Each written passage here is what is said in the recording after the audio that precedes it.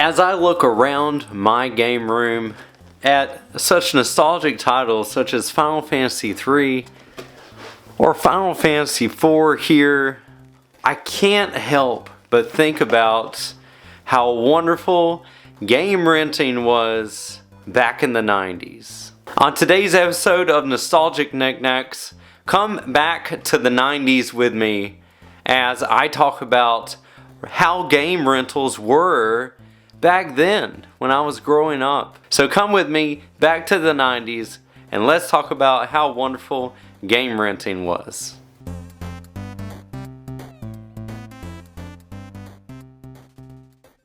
Hey everybody, I hope you're doing well today. Welcome to my YouTube channel, Nostalgic Nick-Nacks. My name is Ryan, and on today's video, I'm going back to the world of video game rentals, specifically in the 90s, which really was the heyday of renting video games. I'm going to tell you all about the memories, the wonderful memories I have of renting video games. How wonderful it was to come home from school with newly rented games and trying them out for the first time and really figuring out what I liked and what I didn't like as a gamer. If you grew up in the 2000s after this boom of rental stores, you really didn't get the full scope of what it was. Maybe you had Blockbuster. Well, I had mom and pop rental stores, which really were a whole lot better than what Blockbuster ever offered. I can tell you right now, if you never experienced this, be it VHS tapes, video games, or DVDs, there is such a magical experience about renting that you just are never going to get anymore. In this day and age where we have Netflix and Hulu and Amazon Prime and other streaming services, there really is no reason to go back to rental stores. But I just want to give you a taste in this video today about why that was such an important time in my life and maybe help you to step back in time and experience this for yourself. Before I get started with any of that, I want to go ahead and tell you about my Discord server. So I have a Discord server I created a few weeks ago, and it's really great. I've got about 19 members, and you are more than welcome to join. It is completely free, and on there I have little categories for video gaming as well as fuse beating. If you click on that link, it's going to show you what fuse beating is and how wonderful it is because you can create your own pixel art that can be brought to life with those beats. So check that out if you're interested, and check out the Discord because I'm posting just about every day and you're going to be the first ones to know when my new videos come up there on the Discord. And also feel free to ask me any questions there on Discord and I would be more than happy to answer. Okay, let's get into the meat of the video and talk about renting video games in the 90s. As I said at the beginning of the video, renting video games really was a magical experience. There is absolutely nothing like it in today's world. Maybe you've done GameFly or something like that, or when Redbox was around, maybe you did that. But there is something so fundamental about walking into a rental store and experiencing this wall of video games like nothing else you have ever seen before. So I figured I would start today's video off by describing this rental store experience for you. Like a lot of small towns, we had a few rental stores in my hometown of Chadbourn. And Chadbourn had Chadbourn Video, and there was also in the next town over Movie Max. And Movies R Us. And these three stores were the pillars of renting video games for me. I can remember now going into this store, very nondescript outside look, and then you walk in through the doors and you go up to that front counter and you look around and you see video games.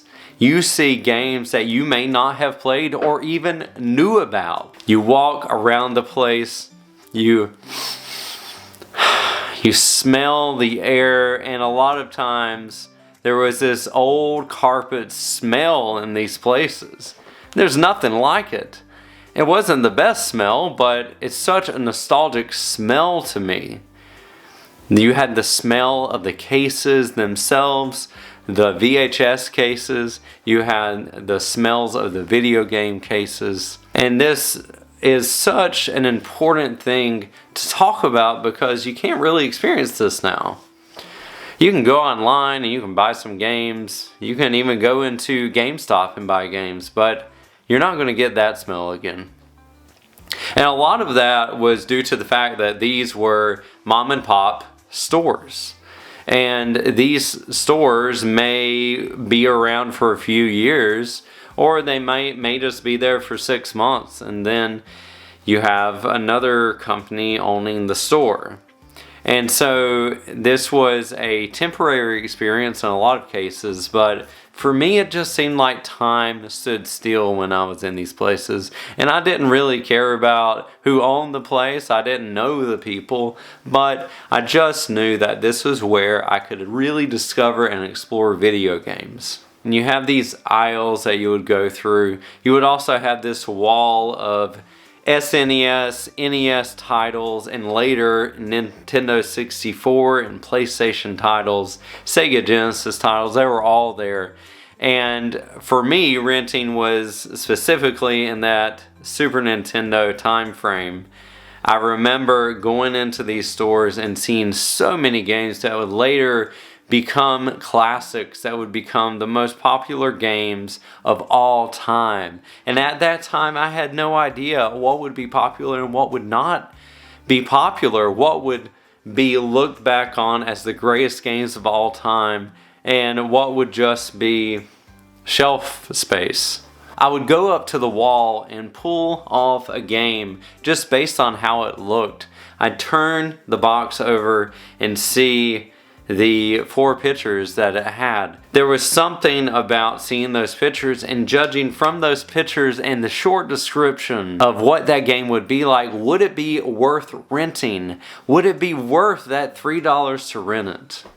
And a lot of times, yes, it was. And sometimes it wasn't the case. But most of the time I scored big when I rented games. Now, a lot of the wisdom to rent the right games came from my sister, and we leaned on each other for that wisdom, but I really followed her around in a lot of cases. And as I grew a little older, it really became my preferences and her preferences, and sometimes those mixed and sometimes they were very different. But the thing is, when you went to a rental store, sometimes you only had 30 minutes. Sometimes you only had 15. You had to go through and make a decision on what games you wanted to rent. And there were so many times I found blockbuster titles that I would later on own because they were so good. I can tell you, I have such fond memories of getting picked up at middle school by my mom and her taking me to the rental place, which was only a few minutes down the road and on the way to our house. So why not go to the rental store and find a few video games to play over the weekend? And a lot of times they would have a great deal to get not just 2 but 3 games and keep them till Monday. You didn't even have to turn them in on Sunday. You could keep them till Monday morning. So I would be off to the games. My sister would be over there too, and my mom would be over at the VHS tapes trying to figure out what she was going to rent. And this was a time sort of like going to a library and looking at books, except we were exploring the visual media of video games and movies. And it was so memorable. And I know my mom and dad are watching my channel, and I just want to say thank you. Thank you for letting us experience the joys of renting video games and exploring these places and trying to figure out what we liked and what we didn't like. And more than that, the gift of experiencing so many stories and games that would go on to shape our childhood in different ways. And so I just want to say again, thank you. I would not be who I am today without your influence and how you raised me. What I want to talk about now are what were the games that we rented and how often did we rent them. Well, the best thing about renting was that if you liked a game, you would be able to rent it again and again and again. And that's something that you just can't do now. Yes, we have demos on the eShop and the PlayStation Store, but it's nothing like renting a game. It is the ultimate demo, a demo that you can beat in one weekend and get your money's worth. So some of the big titles that we rented, so many memories of renting these titles specifically. Chrono Trigger. So I've got Chrono Trigger here. This is a mini box I got off of Etsy. But this game here was rented several times, probably 4 or 5 times before we asked for it for Christmas. And what's important about this is that Chrono Trigger was very expensive at the time. I think it was at least $99, $89, something like that. And it made total sense to rent this game because it was going to cost an arm and a leg to buy it, especially when the system only cost $129 at one point. So we rented Chrono Trigger, really enjoyed it, rented it again, eventually got it for Christmas, a used copy, I think from Funko Land actually. And man, this was such a great title, my favorite game of all time. Another game I remember us renting over and over was Super Mario RPG Legend of the Seven Stars.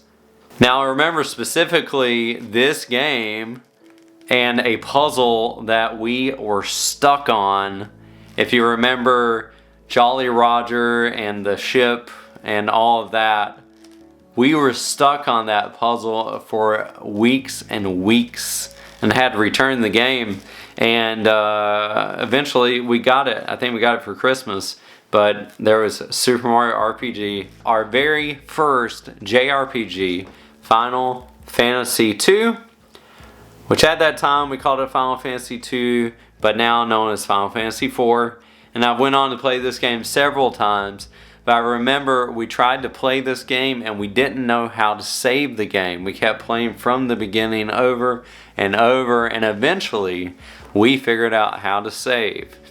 And so it became a much grander game at that point. We were more used to the action games and going through level by level and having passwords. But this game changed everything for us and introduced us to role-playing games. Now I believe we also rented Final Fantasy III and eventually got it for Christmas. And this is actually the original box. It's the only SNES big box I have. And we kept it all these years. And this is such a special game, Final Fantasy III / Final Fantasy VI. And I remember renting this one as well and playing through it, watching my sister play through it really. But such a special title. And the thing about renting RPGs is that when you rented it and you made some progress and you saved the game, and you had to return to the store, there was no guarantee that you were actually going to have your saved data still on the cartridge when you rented it again. Thankfully enough, we were able to have our saved data on the cartridge every single time, and I'm sure there were times where it wasn't there. But this was the time before memory cards, so it had to be on the cartridge. And if it wasn't on the cartridge, guess what? You had to start over. Now there are some other games that we rented that were not JRPGs, and I'm going to go through those now. Some of the games I remember renting, particularly Turtles in Time. We actually never owned this game. We played the whole game through several times just by renting it. And I loved when I was able to play through the Ninja Turtles Cowabunga collection on the Switch this year. I played through this game again with my wife, and she absolutely enjoyed it, and I enjoyed it too, and it brought back so many memories. The sounds and the sights and the action and the button presses, all of that, so important and nostalgic for me. Along with Turtles in Time, we had several other beat 'em ups we rented. We had Power Rangers, such a great game, I'd love to play it again. We had X-Men. X-Men was a cool beat 'em up that I haven't played again since those days. And the other beat 'em up I can remember, Double Dragon and Battletoads. I remember playing this specifically with my cousin and just playing through and enjoying the mess out of Double Dragon and Battletoads. There's nothing like it. It's so wonderful to relive those memories by talking about renting games. Some other games I remember so fondly, Claymates. Claymates was a Super Nintendo title that was just funny looking to me, and this was coming off of the heels of Clay Fighter and what that series was going to become. And so yes, we rented Clay Fighter as well, and then later on went on to buy the Nintendo 64 version of Clay Fighter. And again, the ability to rent games helped us decide what we wanted and what we didn't want, and you could filter through and really decide what you loved,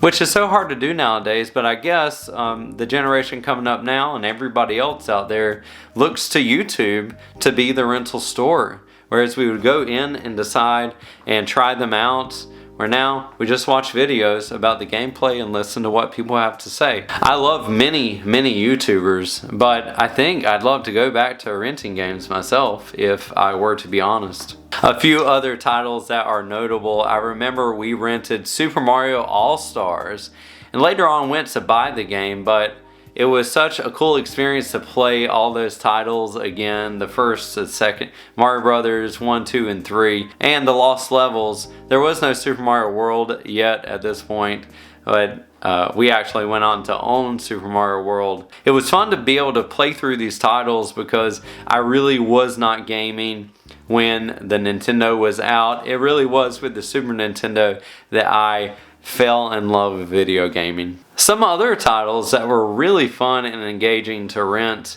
Lemmings. I remember we had Lemmings, the game where you have different obstacles and you have to guide all your lemmings to the goalpost. There was also Mystical Ninja.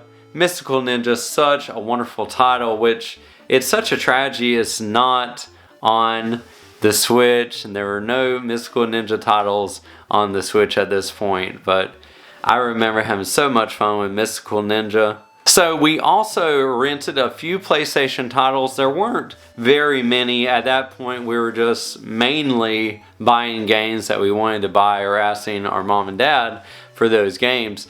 But a few of the titles that stick out in my head as I was putting together this video, Ape Escape was a title where you were going around catching apes. You were catching these monkeys and you had to find them in various places, and there was lots of challenge to the game, and the graphics were really nice. So cool to rent that. We never owned it, and I'd love to play it again. So we had already played Pokemon games on the Game Boy, but Monster Rancher was a game that I was very interested in renting, and it was a monster catching game, and I think there are some remakes out there, and it's a game that still has some popularity, but it was such a cool title to have at that point in time. Catching your monsters and raising them in different ways, and also, of course, breeding was involved in growing new monsters. So before I wrap up the video today, I just want to say that renting is a thing of the past, and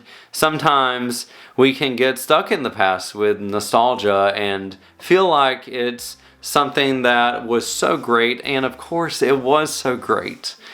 But I also know that today's gaming is so wonderful in its own way. So I love today's gaming, but I also love looking back to the past and rentals and all of that wonderful goodness. But I don't want to stay there forever. I love where I'm at and that I have so much choice in games today. You know, I think if I had that time machine and I could go back to the time where I was renting games, I think it'd be fun for a little while, but I really think I would want to come back and experience life as it is right now. I hope this video gave you a sense of what renting video games in the 90s was like. And there were so many things going for it. Unfortunately, the whole renting industry just fell down to Blockbuster and later on to Redbox and everything else that came, and streaming and all of that. So it really is something that is a thing of the past, and we need to celebrate what it was. Now I want to turn it to you, and I want to ask you the question, were you able to rent video games in your childhood, and what was that experience like for you? Please drop that comment down below and let me know what were some really cool games that you rented back in the day. Thank you all so much for watching today. If you enjoyed today's video and you want to see more videos like it, more nostalgic discussions about video games, please leave a like and subscribe to my YouTube channel. I put out a couple of videos a week. I really enjoy doing it, and I thank you all so much for your encouraging words and support. That's it for today's video. I pray that you have a fantastic day, and until next time, think about the way gaming used to be with rental stores, and have some happy gaming.